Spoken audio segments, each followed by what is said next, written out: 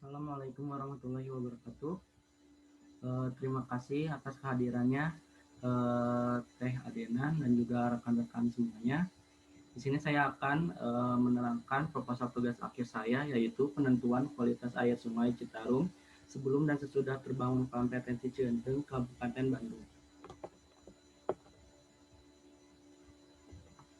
Dalam isinya yaitu pertama ada satu latar belakang, yang kedua maksud tujuan, yang ketiga adalah ruang lingkup, keempat studi pustaka, dan yang kelima adalah metodologi. Latar belakang. Latar belakangnya yaitu Kabupaten Bandung adalah kawasan cekung di daerah Jawa Barat yang sering terjadi banjir tiap tahunnya. Banjir atau meluapnya aliran sungai juga sering terjadi di daerah Citarum, terutama di bagian hulu. Banjir ini terjadi sejak puluhan tahun lalu, antara lain tahun 1931 sampai 2018. Menurut Dinas PSDA Jawa Barat tahun 2019. Kemudian pembangunan kolam retensi Cienteng terbentuk didasarkan untuk meminimalisir banjir Sungai Citarum. Hasil pembangunan kolam ini belum teruji dari segi kualitas air yang keluar dan masuk, sehingga perlu dikaji hasil kualitas air yang masuk pada kolam retensi Cienteng. Maksud dan tujuan. Maksud dari pelaksanaan tugas akhir ini adalah untuk melakukan penentuan kualitas air Sungai Citarum sebelum dan setelah adanya kolam retensi Cienteng, dengan tujuannya yang pertama adalah mengetahui kualitas air Sungai Citarum 10 tahun ke belakang, yang kedua melakukan pemetaan sebaran peta limbah yang masuk pada badan Sungai Citarum dan kondisi spesifik daerah Cienteng, yang ketiga menganalisis masalah dan proses kualitas air Sungai Citarum yang menuju dan setelah melewati kolam retensi Cienteng, yang keempat melakukan penentuan kualitas air Sungai Citarum sebelum dan sesudah adanya kolam retensi Cienteng dengan menggunakan metode indeks pencemar. Kemudian ruang lingkup. Yang pertama berlokasi pada Sungai Citarum dan daerah kolam retensi Cienteng di Kabupaten Bandung. Yang kedua melakukan penelitian menggunakan data dari kantor BBWS Citarum, yaitu data debit tinggi muka air dan kualitas air dari beberapa pos sungai. Yang ketiga mengikuti aturan PP 82 tahun 2001 tentang kualitas air yang dijadikan acuan perbandingan baku mutu dengan data yang diberikan. Yang keempat aplikasi ARGIS sebagai acuan pemetaan wilayah sebaran limbah yang keluar dari berbagai industri di daerah Sapan hingga Dayakolot.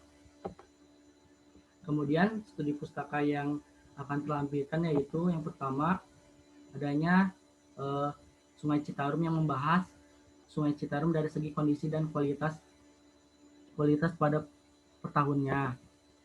Yang kedua, kualitas air menurut PP 82 tahun 2001 menjelaskan parameter kualitas air yang harus ditetapkan pada sebuah air sungai dan air baku.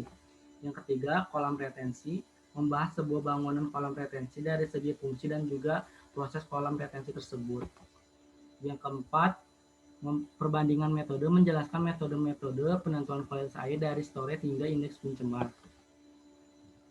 Yang kelima, penggunaan Sungai Citarum membahas fungsi dari Sungai Citarum bagi warga Kabupaten Bandung. Yang keenam, dampak industri bagi sungai menjelaskan dampak dari sebuah limbah industri bagi badan Sungai Citarum.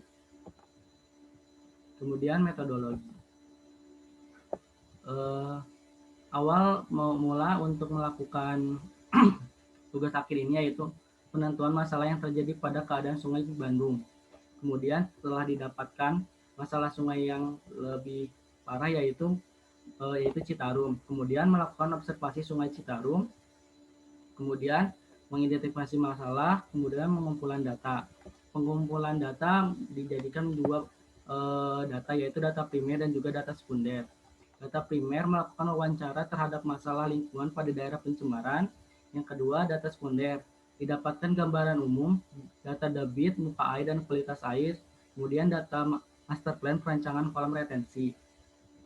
Kemudian analisis data dan pembuatan peta, melakukan perbandingan dengan data baku mutu kualitas air yaitu PP 82 tahun 2001 tentang pengolahan kualitas air dan pengendalian pencemaran air. Dengan merujuk metode indeks pencemaran, kemudian dilakukan pembuatan peta sebaran limbah sebaran pencemar air. Kemudian kesimpulan dan saran. Terima kasih.